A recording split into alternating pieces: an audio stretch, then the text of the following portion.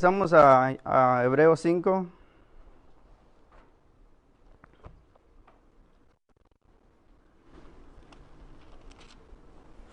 Ok, el tema de hoy es Jesús, el gran sumo sacerdote.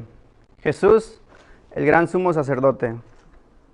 Hemos estado compartiendo con los hermanos una serie sobre la vida y ministerio de Jesús los viernes, y con esta ya va la séptima enseñanza sobre la vida de Jesucristo, y hoy quiero compartir la séptima enseñanza de la vida de Jesucristo.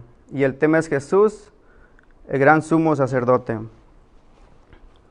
Ahí en Hebreos capítulo 5, voy a leer para ustedes, ahí acompáñenme con su vista.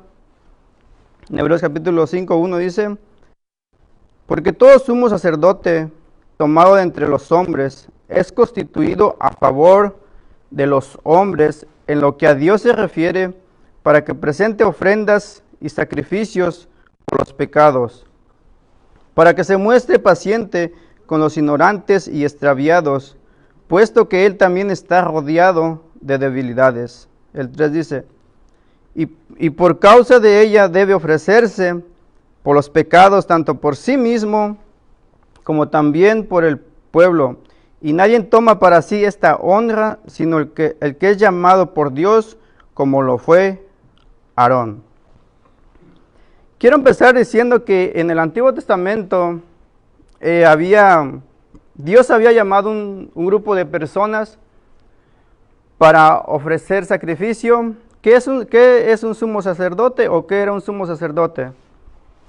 Él era un intermediario que se ponía entre los hombres para llegar a Dios. Podría llamarse también como un abogado que intercedía, o un intercesario que intercedía a favor de la humanidad. En el Antiguo Testamento las personas, el pueblo de Israel, no podía ir a la presencia de Dios directamente como hoy en día nosotros lo hacemos. Había un sumo sacerdote que representaba ese pueblo.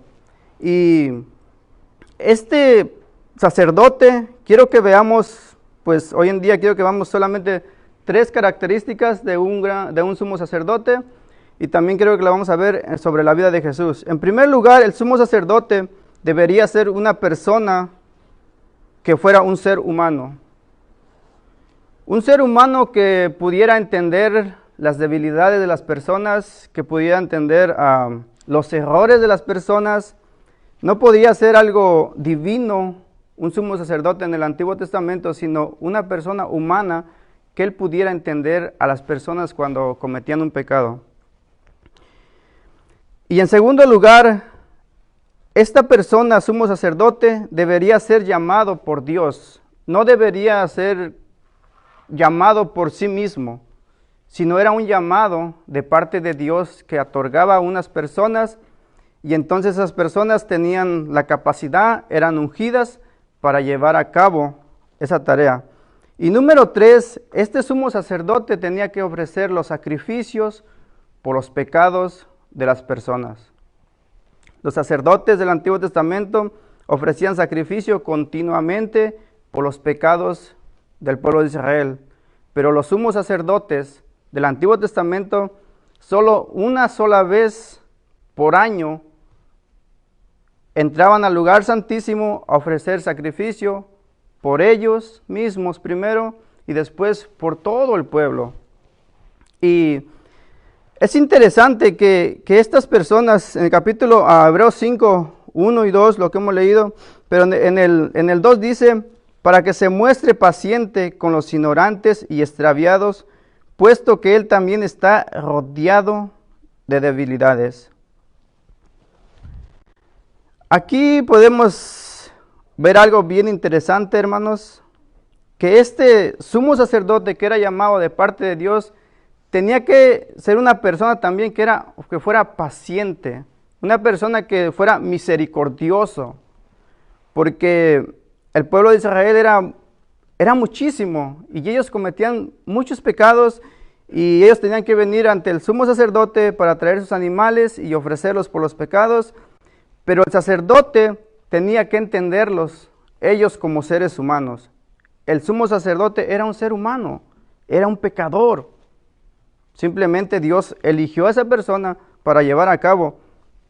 Y lo interesante es de que este sumo sacerdote que vemos en el Antiguo Testamento tenía que ofrecer sacrificios primero por sus pecados de él.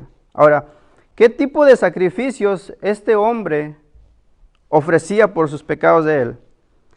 Quiero que me acompañe a Levíticos 16. Vamos a Levíticos 16, atrás en el Antiguo Testamento. Y quiero que veamos lo que este hombre, sumo sacerdote, hacía. ¿Qué es lo que él hacía? ¿Cuál era el sacrificio que Dios demandaba que este sumo sacerdote hiciera? Levíticos 16.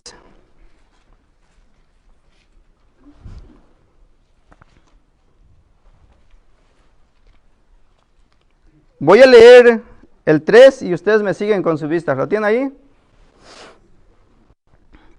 Levíticos 16, 3 dice: con esto entrará Aarón en el santuario, con un becerro para expiación y un carnero para holocausto. El 5 dice: y de la congregación y de los hijos de Israel tomará 2 machos cabríos para expiación y un carnero para holocausto. El 6 dice: y hará traer Aarón el becerro de la expiación que es suyo, y hará la reconciliación por sí y por su casa. Ahorita hasta ahí vamos. El sacrificio que este sumo sacerdote tenía que ofrecer por sus propios pecados primero era un becerro. Este becerro lo traía al altar, lo degollaba y tomaba la sangre, la ponía en una charola, por decirlo, y agarraba esa sangre el sumo sacerdote y esa sangre la rociaba 7 veces en el lugar santísimo, en el propiciatorio. Rociaba esa sangre que era por sí mismo. ¿Por qué? ¿Por qué tenía que ofrecer sacrificios por él mismo? Porque él era una persona pecadora. El sumo sacerdote era una persona pecadora, pero también después que ofrecía sacrificios por sí mismo y por su casa, debería ofrecer sacrificio por el pueblo. Y allí mismo, adelantito, vamos a leer otras. El 7 ahí mismo dice: después tomará los 2 machos cabríos de Jehová a la puerta del tabernáculo. Después que terminaba su expiación del sumo sacerdote, él tomaba los machos cabríos y uno de ellos lo sacrificaba para el perdón del pueblo, y otro macho cabrío lo traían y el sumo sacerdote ponía sus 2 manos sobre el macho cabrío, digamos así, y lo enviaba al desierto. Y todos los pecados del pueblo, el macho cabrío que iba al desierto, eran llevados hacia afuera. Sobre ese animalito, todas las culpas del pueblo de Dios, todos los pecados, eran llevados hacia afuera. Ahora, esos sacrificios que vemos aquí, que el sumo sacerdote hacía por sí mismo, que el sumo sacerdote hacía por el pueblo de Israel, esos sacrificios no podían quitar el pecado. Esos sacrificios simplemente cubrían el pecado. Y esos sacrificios se hacían cada año, una vez por año. El sumo sacerdote tenía que sacrificar. Si leemos el libro de Levíticos y miramos la palabra de Dios en otros versículos, casi similar, unos comentaristas dicen que el lugar donde se sacrificaba era como un deshuesadero, donde se cortan las carnes de los animales. Todo estaba el santuario sangrado, lleno de sangre que se derramaba continuamente por el perdón de los pecados de las personas. Eso se hacía en el Antiguo Testamento. Sacrificaban becerros, sacrificaban chivos, y muchas veces eran palomillos que se sacrificaban, y esos sacrificios simplemente cubrían el pecado, y continuamente, cada año, se hacían esos sacrificios. Ahora regresemos a Hebreos, allí donde está su señal que tienen.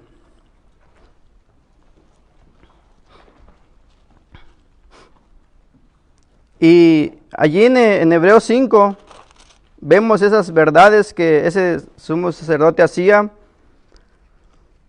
Y en el 5:4 dice, y nadie toma para sí esta honra, sino el que es llamado por Dios, como lo fue Aarón. Aarón era el que Dios lo había destinado. Aarón, su familia, eran de la tribu de Leví. Y Dios había llamado simplemente, especialmente, esa tribu, los levitas, los sacerdotes de Aarón. Especialmente esos eran los que tenían exceso para ofrecer sacrificio. Los sacerdotes que venían de la descendencia de Aarón. Y estos eran consagrados, así como lo dice Éxodo 28.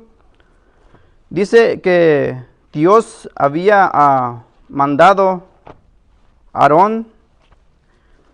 En Éxodo 28:1 dice, harás llegar delante de ti Aarón, tu hermano, y a sus hijos consigo, de entre los hijos de Israel, para que sean mis sacerdotes, y Aarón, y Anaat, y Abiud, Eleazar, y Tamar, hijos de Aarón. Dios había llamado a Moisés y le había dicho, solo quiero la descendencia de Aarón, especialmente para que ellos lleven mi sacerdocio, para que ellos sean los intermediarios entre Dios y el hombre. Solo esos. Ninguna otra persona del Antiguo Testamento podía ofrecer sacrificio. Hubo unos reyes que intentaron ofrecer sacrificio, como el rey Saúl, como Usías, y Dios los castigó porque no era su labor. Ahora, en el versículo ahí en Hebreos 5:5 dice, así tampoco Cristo se glorificó a sí mismo, haciéndose sumo sacerdote, sino el que le dijo, tú eres mi hijo, yo te he engendrado, como también dice en otro lugar, tú eres sacerdote para siempre, según el orden de Melquisedec. En el salmo que acabamos de leer ahorita, el Salmo 110:4, es un salmo mesiánico que apuntaba sobre la vida de Jesús. Y aquí hay una palabra interesante, Melquisedec. ¿Quién es este personaje Melquisedec? ¿O qué significa este personaje? En el Antiguo Testamento solo se mencionan 2 veces esta palabra, en el Salmo 110:4 y en Génesis 14:18 se mencionan esas palabras. Ya en el Nuevo Testamento sí se mencionan como 8 veces la palabra Melquisedec. Y aquí el escritor está diciendo que Jesucristo iba a ser sacerdote según la orden de Melquisedec. Y ese sacerdocio, Dios Padre había hecho una promesa tan grande que no podía quebrantar su promesa. Dios Padre llevaría a cabo esa promesa sobre la vida de Jesucristo. Y quiero que las características para el sumo sacerdote: debería ser hombre, debería ser llamado por Dios y debería ofrecer sacrificios por los pecados de la persona. Ahora, esas características las podemos encontrar sobre la vida de Jesús. Número 1, Jesús debería ser hombre, 100% hombre. Y quiero que me acompañe ahí mismo en Hebreos, nada más dele para atrás, ahí mismito.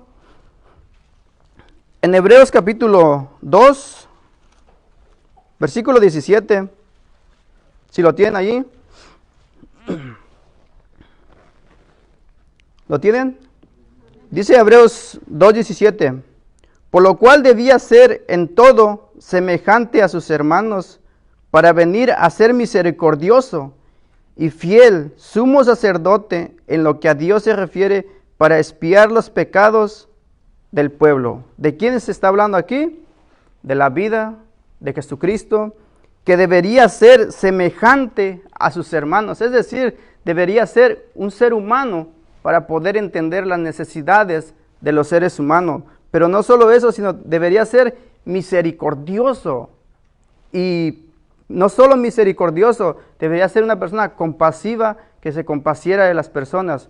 Y si algo tenemos sobre la vida de Jesucristo, que fue una persona la más, de todo el ser humano, la persona más misericordiosa, la persona más amorosa, la persona más compasiva que se interesaba por la vida de los pecadores.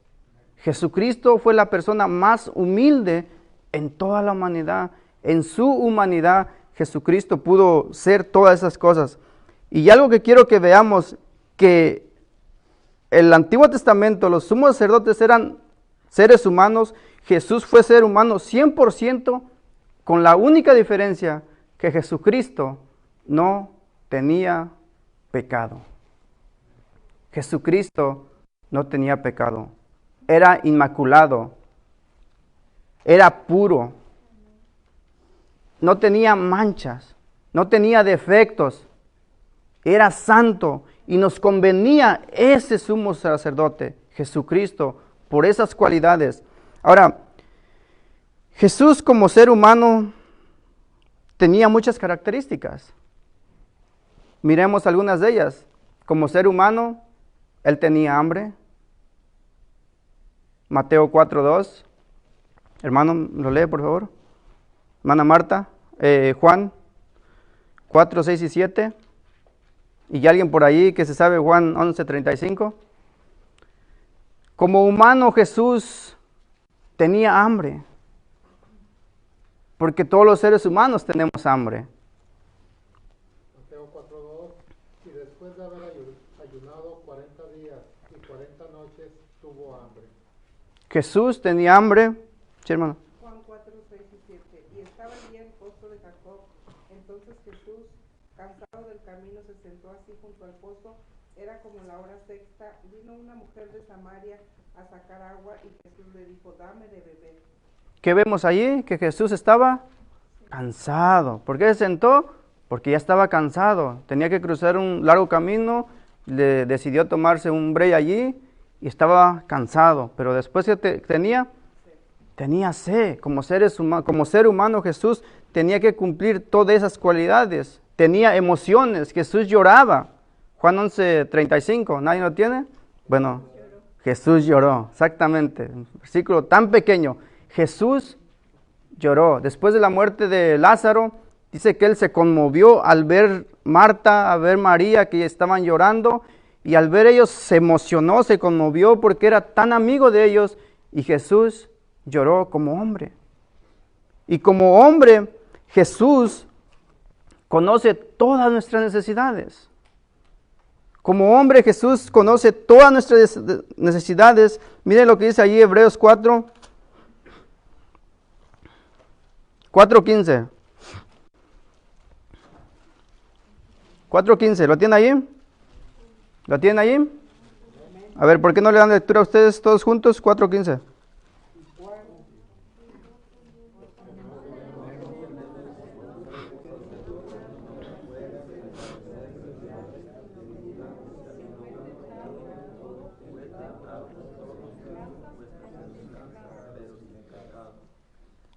A ver, hermanos, una vez más todos juntos, por favor.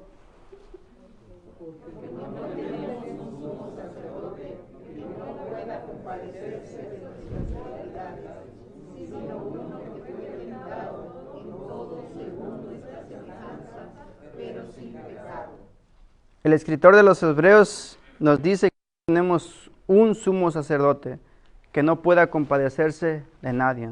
¿Sí? Este gran sumo sacerdote Jesucristo puede compadecerse de cada uno de nosotros. Él conoce tu problema, Él conoce su problema, Él conoce su necesidad, Él sabe cuando estamos sufriendo, Él conoce todo. ¿Sabes por qué? Porque Él vivió todo eso.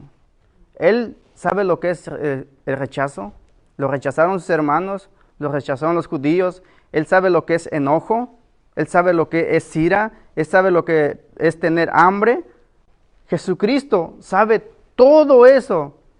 Así que si usted pasa por necesidades y diga, es que nadie me entiende. No, sí, Jesucristo te entiende, porque Él pasó por todas esas cosas. Jesucristo. Y lo interesante, como les decía, es que este gran sumo sacerdote que es Jesucristo es sin pecado. Y fíjense cómo lo dice allí en el mismo Hebreos 7, 7:26. Fíjense que el mismo Hebreos lo está diciendo. 7:26. ¿Lo tiene ahí? En 7:26 dice, voy a leer del 25. Por lo cual puede también salvar perpetuamente a los que por él se acercan a Dios, viviendo para siempre, para interceder por ellos. El 26 dice, porque tal sumo sacerdote nos convenía. Ayúdenme con las palabras ahí.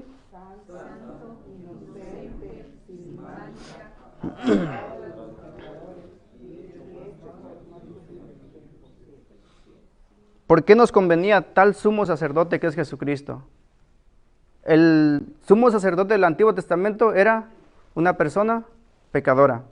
Era una persona que tenía que ofrecer sacrificios primero por sí mismo y después por el pueblo. El sacerdocio de Jesucristo es un sacerdocio que dice la palabra de Dios que es un santo, es inocente, sin mancha, apartado de los pecadores. Cuando dice apartado de los pecadores no significa que apartado al ser humano, porque recuerdan que Jesús siempre tenía comunión con los pecadores, porque la palabra de Dios dice que Él vino a buscar y a salvar lo que se había perdido, es decir, los pecadores, sino que se refiere a que no tenía pecado Jesucristo. Él es mejor. Nuestro gran sumo sacerdote Jesucristo es mejor que los gran sumos sacerdotes que estaban en el Antiguo Testamento. Ahora, era mejor porque no tenía pecado. Los sumos sacerdotes del Antiguo Testamento, ellos no eran eternos, ellos morían. Ahora, nuestro gran sumo sacerdote, Jesucristo, les pregunto, ¿puede morir? No, Él es eterno. Él nunca muere, murió una sola vez y ahí resucitó y de ahí en adelante no puede morir más. Por eso es mejor el sacerdocio de Jesucristo que el sacerdocio del Antiguo Testamento. Y veniendo Cristo, le pone fin al sacerdocio levítico, al sacerdocio arónico le pone fin. No más sacerdotes. Teniendo Cristo presente, no más ofrendas, ni machos cabritos, ni becerros por el pecado. Es solamente Jesucristo. Muere por nuestros pecados y se entrega una sola vez por nosotros. Jesús debería ofrecer sacrificio, si debería tener ese título de sumo sacerdote por el pecado de la humanidad. Ahora, ¿qué sacrificio ofrece Jesucristo por el pecado de la humanidad? Por tus pecados, por mis pecados y por todos los pecados. ¿Cuál es el sacrificio que Jesucristo ofrece? Dejamos que la Biblia nos diga cuáles son esos sacrificios. Allí, en Hebreos 7, vamos a leer algunos versículos y quiero que veamos qué sacrificios Jesús ofrece. Y allí en Hebreos 7 vemos que el sacrificio que Jesucristo ofrece es su sacrificio mismo, ya que era santo, ya que era inocente.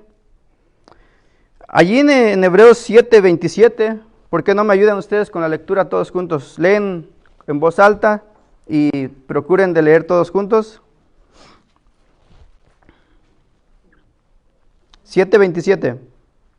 Que no tiene necesidad cada día, como aquellos sumos sacerdotes, de ofrecer primero sacrificios por sus propios pecados y luego por los del pueblo, porque esto lo hizo una vez para siempre, ofreciéndose a sí mismo.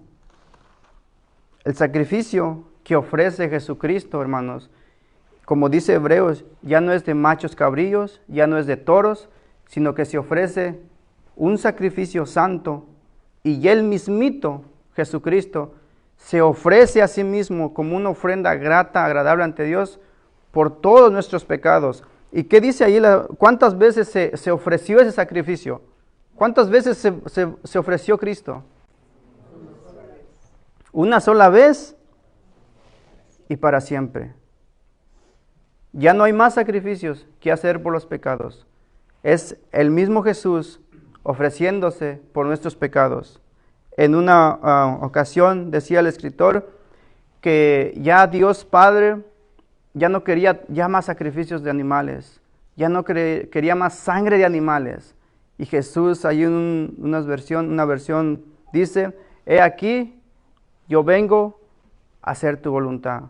La carne y sacrificios de animales ya no quisiste, Señor, yo vengo a hacer tu voluntad. Y Cristo Jesús se ofrece por nuestros pecados. ¿Cuántas veces? Una sola vez. Y Él se ofrece a sí mismo una sola vez por nuestros pecados. Vaya conmigo allí mismo en Hebreos 9.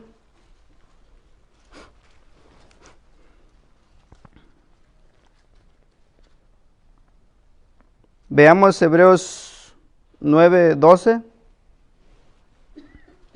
¿Lo tiene allí? Dice, y no por sangre de machos cabríos, ni de becerro, sino por su propia sangre, entró una vez para siempre en el lugar santísimo, habiendo obtenido eterna redención. Jesucristo entró una sola vez al lugar santísimo. El lugar santísimo, recordamos que en el Antiguo Testamento estaba aquí abajo en la tierra, pero donde Cristo entró fue en el cielo, allá donde está el verdadero lugar santísimo. Allá entró Jesús una sola vez por los pecados. Hermanos, ¿qué nos quiere enseñar Hebreos? Hebreos nos quiere enseñar que Jesucristo es superior al sacerdocio levítico. En Hebreos nos enseña que Jesucristo es superior a los ángeles, que Jesucristo es superior a Moisés, que Jesucristo es superior al día de reposo, que Jesucristo es superior al sumo sacerdote levítico. Solamente Jesucristo pudo ofrecerse una vez para quitar nuestros pecados. Pecados presentes, pecados pasados y pecados futuros. Solo una vez. Por eso predicamos y creemos que la salvación es un regalo de Jesucristo. Que usted no necesita hacer ninguna obra. Usted no necesita añadir ninguna obra al sacrificio de Jesucristo. Simplemente tienes que aceptar ese sacrificio que Jesucristo hizo una vez y para siempre. No hay más que añadir por los pecados. Nada más. Nada más. Por más que te esfuerces haciendo obras, queriendo colaborar para tu salvación, esos méritos delante de Dios no sirven. Porque Cristo Jesús se ofreció una sola vez. Y fíjense cómo Pablo dice en Efesios, vamos a leer Efesios 5. Fíjense cómo Pablo describe ese sacrificio de Jesucristo.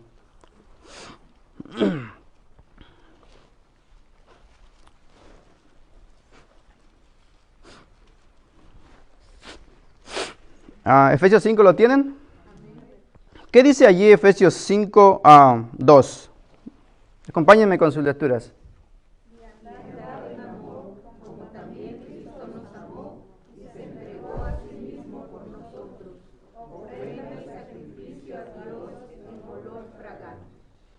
¿Sí? Se entregó como ofrenda, sacrificio a Dios. Dios le agradó ese sacrificio que Cristo hizo. Ahora, fíjense que nosotros como cristianos, como evangélicos, hermanos, debemos tener en cuenta en ya no hacer ninguna obra para la salvación. Ya Cristo lo hizo todo. ¿Sí? Ahora, Cristo, después que Él murió, Él ya no puede morir otra vez tampoco. Él ya murió una sola vez. Jesús padeció una sola vez por todas. Ahora, no sé cuántos de los que están aquí fueron católicos. Iban a la iglesia católica. ¿Cuántos? ¿Nadie? Gracias a Dios que usted soy cristiano desde nacimiento. A ver, levante su mano. ¿Saben? A mí me bautizaron en la iglesia católica cuando estaba chiquitito, era un bebé. De hecho, tengo mi padrino. Yo no sabía. Mis papás, pues, decidieron por mí. como siempre se decide por los pequeños porque no tienen conciencia, o sea, no saben todavía. En la Iglesia Católica, muchos de los que están aquí asistían a la Iglesia Católica y muchos tienen familiares que van a la Iglesia Católica. Y nosotros no juzgamos a la Iglesia Católica, pero muchos de los que estamos aquí que iban a la Iglesia Católica nunca les dijeron qué era la misa. Y muchos no saben qué es la misa. ¿Alguien le dijeron qué significa la misa?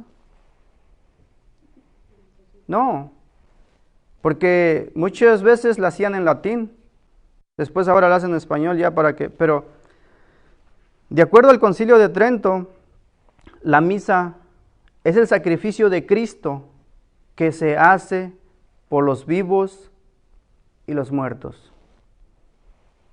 Cada misa que se está celebrando es el sacrificio de Cristo que se vuelve a hacer por los vivos y por los muertos. Y cuando uno se da cuenta de estas cosas y vemos lo que la palabra de Dios nos dice, que Jesucristo ya murió una sola vez. A Cristo no podemos crucificarlos. Ahora, ¿por qué digo que eso se hace? Porque es lo que están en los concilios, lo que ellos pensaron que así tenía que ser. Ahora, cuando se toma la hostia, según la creencia del catolicismo, dicen que esa galleta literalmente se convierte en el cuerpo de Cristo. Y el vino literalmente se convierte en la sangre de Cristo. Ahora, ¿qué mente, qué ser humano va a creer que eso es verdad? Por lo menos personalmente nunca lo creí. Porque el vino sigue siendo vino y la galleta sigue siendo galleta. Y esa galleta no es el sacrificio de Jesucristo y ese vino no es la sangre de Jesucristo literalmente. Porque no puede ser, una de dos.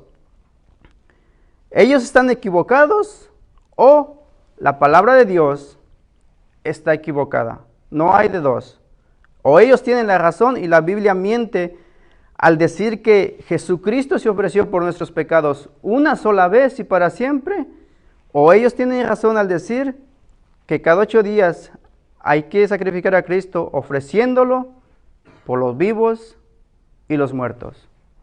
Y así mucha gente vive y nuestros padres en un tiempo siguieron creyendo esas mentiras que no provienen de Dios. Simplemente ellos los aceptaron porque quizás fueron instruidos de pequeño. Y mucha gente sigue creyendo que ese sacrificio que es la misa tiene el poder y la autoridad para perdonar sus pecados, cuando la única persona que perdonó nuestros pecados fue Jesucristo cuando murió en la cruz del Calvario. La palabra de Dios dice que Cristo ya no muere, ya no más. Mira, acompáñame a lo que dice ahí en el libro de Romanos. Vamos a leer un versículo que está ahí en Romanos.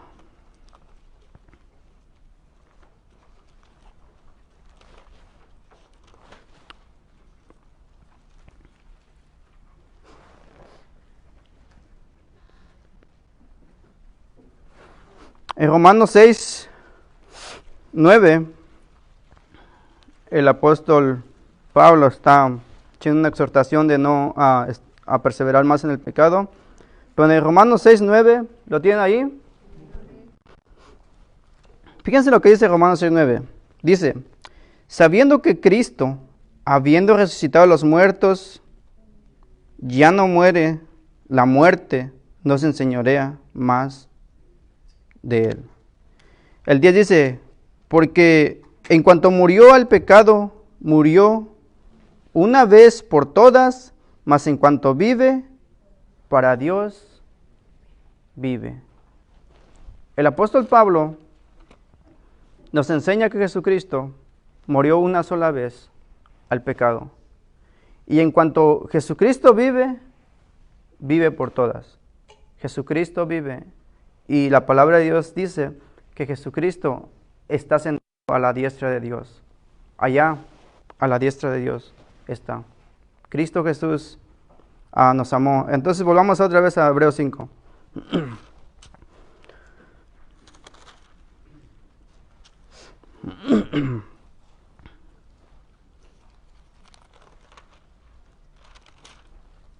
Y nos quedamos allí en el Hebreos. Pero el versículo que acabamos de leer ahorita, que es Hebreos 9:12, que leímos también.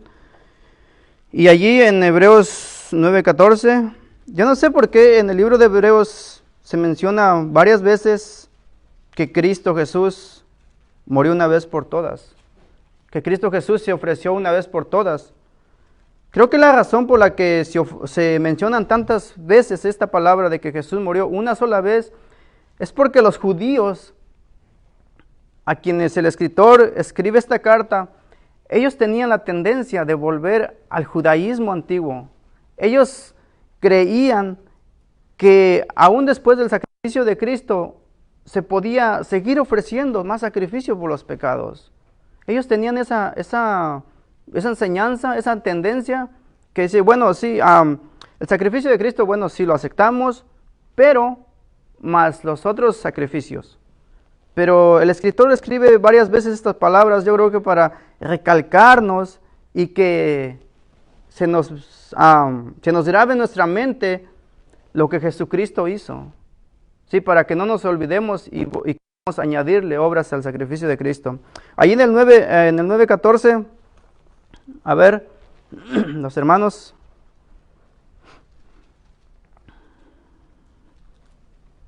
Ahí vamos a leer unos versículos.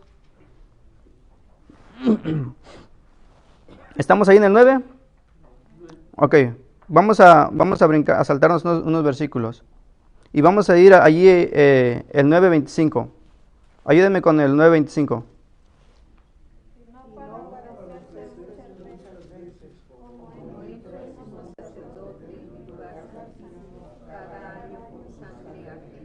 El 26.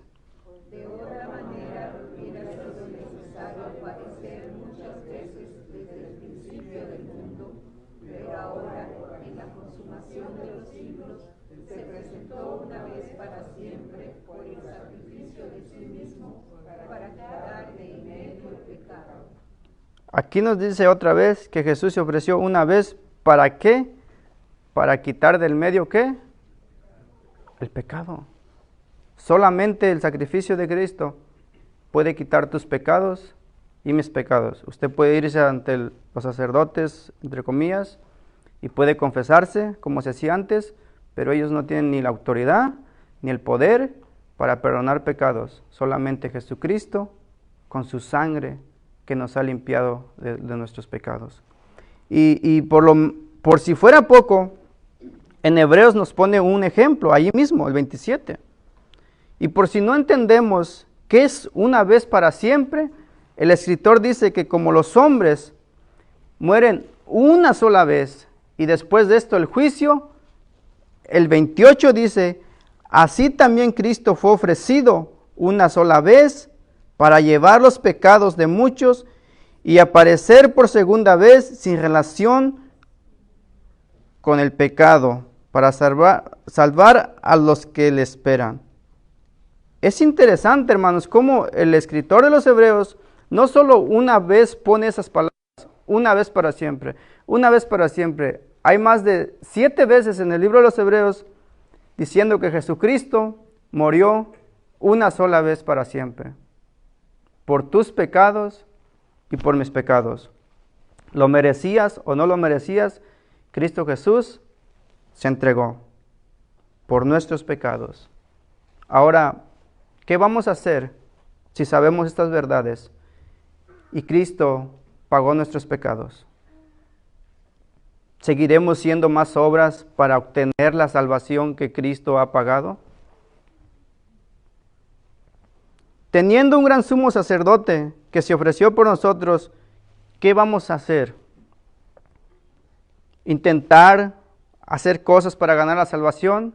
Aquí no sé mucho, pero en México hay personas que se van caminando 5 o 10 horas de una ciudad a otra ciudad para ganar el favor de Dios.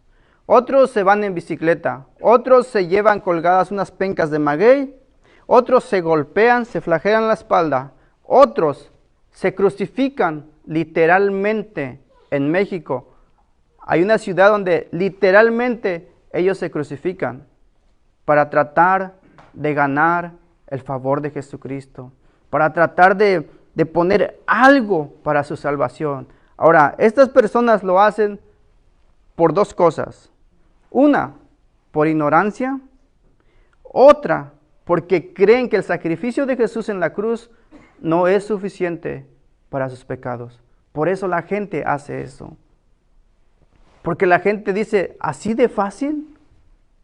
La salvación es tan simple que simplemente el creer. ¿Soy salvo? Sí, así de fácil. Cristo pagó esa deuda. Así como el Antiguo Testamento, el sumo sacerdote ponía las manos sobre el macho cabrito, las dos manos, y lo enviaba al desierto. Y ese macho cabrío se llevaba todos los pecados y todas las culpas de la humanidad. Así Cristo en su cuerpo cargó con tus pecados y con mis pecados. Ahora, ¿qué vamos a hacer nosotros con estas verdades? Sabiendo todo esto, ¿seguiremos inventando cosas para obtener la salvación? ¿Seguiremos buscando obras para obtener esa salvación, ese regalo de Dios? ¿O simplemente dirás, Señor, yo acepto tu sacrificio? ¿Qué vamos a hacer? ¿O qué vas a hacer si Cristo te entiende de todas tus necesidades? ¿Y qué vas a hacer si tú dices, necesito hacer algo? ¿Qué pasa si cometo pecado? Pues lo que vas a hacer si cometes pecado, la palabra de Dios nos dice que confesemos nuestros pecados y que Cristo es fiel para perdonar nuestros pecados y limpiarnos de toda maldad. Si has fallado a Dios, simplemente arrepiéntete. Tienes un gran sumo sacerdote que te entiende tus debilidades y Él te va a perdonar, hermanos. Estas verdades son tan interesantes. Pero ¿por qué no leemos este versículo? Para que ustedes sepan, subrayenlo ahí en la Biblia. Subrayen los versículos. Yo lo que hago los subrayo por si acaso se me olvidan, ya que no tengo una memoria muy buena. Pero allí el apóstol Juan, en primera carta de Juan, nos dice lo que les acabo de citar. Encuéntrenlo allí y subráyelo. Y siempre que usted haya fallado a Dios y diga, ya no tengo, como me dijo una persona en una ocasión, nadie me puede perdonar, he cometido los peores pecados del mundo. Y yo le dije, ¿mataste a alguien? Dice, no, hice algo peor. Y él tenía en su mente que nadie podía perdonar sus pecados. Y yo le dije, Jesucristo murió por tus pecados. Él tiene el poder para perdonar tus pecados. No importa el pecado que hayas hecho, Cristo Jesús murió por ello. Y allí en Juan 1:9, si me quieren ayudar a leerlo. Juan 1:9, si le dan lectura. Primera de Juan.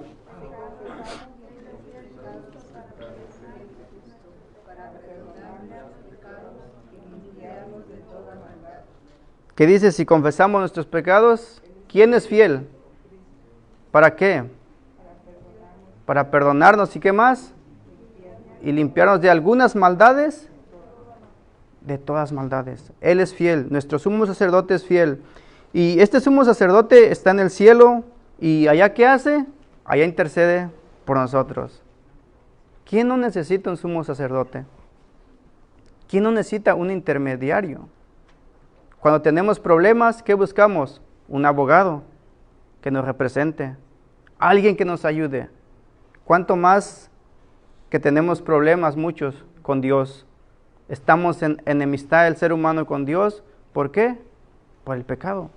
Y necesitamos al gran sumo sacerdote que es Jesucristo para que intermedie por nosotros, para que a través de Jesucristo podamos llegar a Dios. Y fíjense lo que ahí en Hebreos, otra vez, vayamos para Hebreos.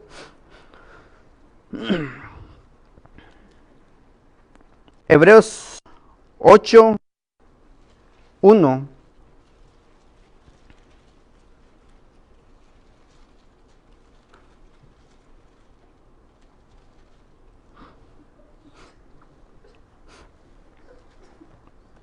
Hebreos 8:1 nos dice algo, unas cosas interesantes, y también vamos a leer otros versículos. Dice Hebreos 8:1, ahora bien el punto principal de lo que venimos diciendo es que tenemos tal sumo sacerdote en el cual se sentó a la diestra del trono de la majestad de Dios. ¿Dónde está ahora nuestro gran sumo sacerdote? Sentado a la diestra de Dios. Allá, como Romanos dice, Romanos 8, dice que allá está intercediendo por nuestros pecados. Él intercede por ti. Él intercede por ti todavía, sigue intercediendo. Y tiene el poder todavía de perdonar tus pecados. Ahora vayamos otra vez para ahí mismo en 5. Y como les decía, como leímos el versículo Salmo 110:4, que sería según el orden de ¿quién? De Melquisedec. Ahora, ¿quién es este personaje? ¿Qué dice, qué significa Melquisedec? En el libro de Hebreos se menciona más o menos como 7 veces la palabra Melquisedec, pero ahí en Hebreos 7:1 nos da una pista sobre este sacerdocio que era Melquisedec. Y lo tienen ahí. Dice Hebreos 7:1, porque este Melquisedec, rey de Salem, sacerdote del Dios Altísimo, que salió a recibir a Abraham, que volvía de la derrota de los reyes, y le bendijo. Ahora, aquí la Biblia nos va a decir qué significa este rey Melquisedec. Aquí, a quien asimismo dio Abraham los diezmos de todo, cuyo nombre significa primeramente rey de justicia y también rey de Salem, esto es rey de paz. ¿Qué significa este nombre Melquisedec? Rey de justicia y rey de paz. ¿Y quién es nuestro rey justo? ¿No Jesucristo? Es nuestro rey justo. ¿Y quién es nuestro rey de paz? Que dice, mis paz les dejo y mi paz les doy. ¿Quién es esa persona que nos dice eso? No es. Y aquí, este rey, hay algo interesante porque el 7:3 dice, sin madre, dice, sin padre, sin madre, sin genealogía, que ni tiene principios de día, ni fin de vida, sino hecho semejante al Hijo de Dios, permanece sacerdote.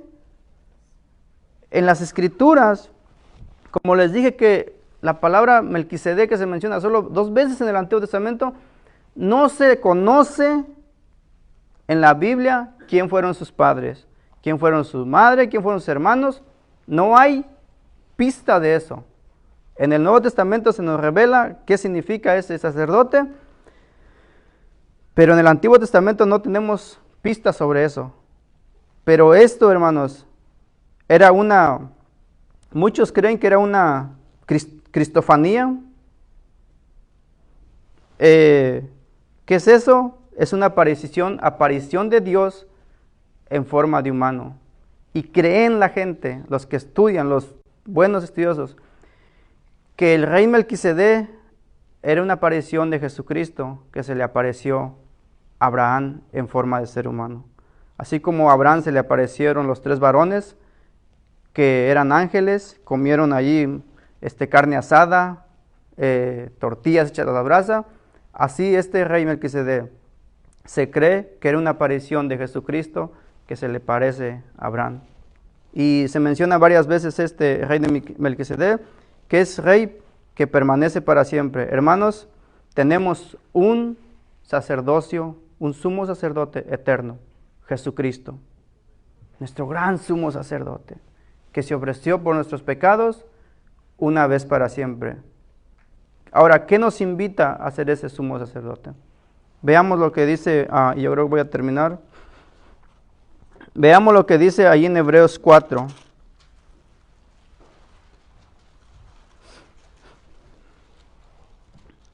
Mira lo que nos invita a este sumo sacerdote. En Hebreos 4, voy a leer del 14 al 16. Y veamos la invitación que este gran sumo sacerdote nos hace la invitación. ¿Lo tienen ahí?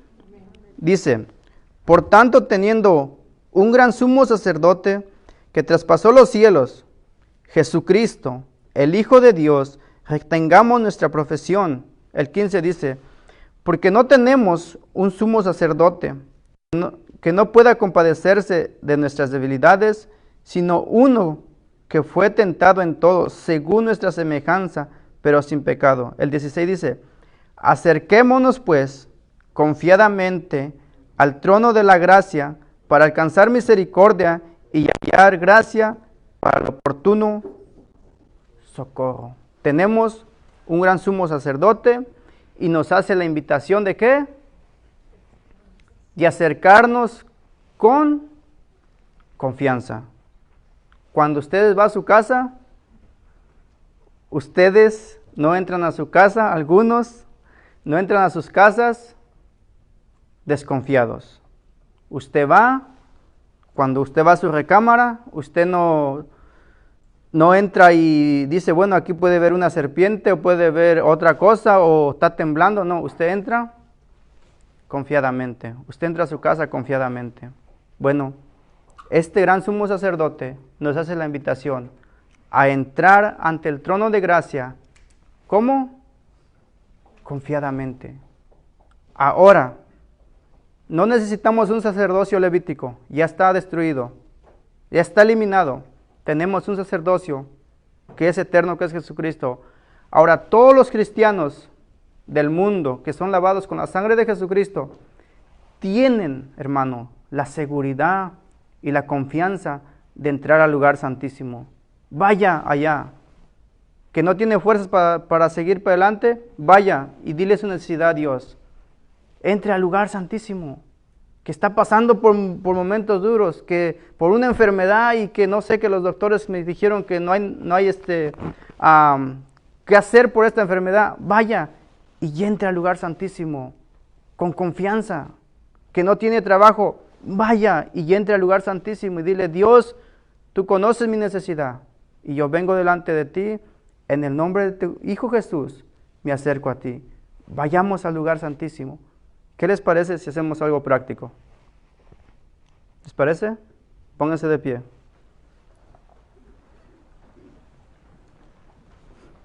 Vamos a hacer algo práctico. Yo no conozco sus necesidades que ustedes tienen y usted tampoco conoce las mías. Pero ¿qué le parece si ahí donde estás, cierre sus ojos y usted entre con confianza al trono de Dios? Ahí donde estás, dile tu necesidad. Dile, Señor, yo no sé, pero yo me acerco con fe delante de ti. Y si has fallado, si has cometido pecado, ve y dile, yo me arrepiento de mis pecados y vengo delante de ti. Y si no has entregado tu vida a Dios, hoy puede ser el día que tú puedas decirle, gran sumo sacerdote, ven a mi vida. Y Dios, en su misericordia, te va a coger en tus brazos. Y de aquí en adelante, un gran sumo sacerdote que va a interceder por ti continuamente. Padre, te damos gracias por la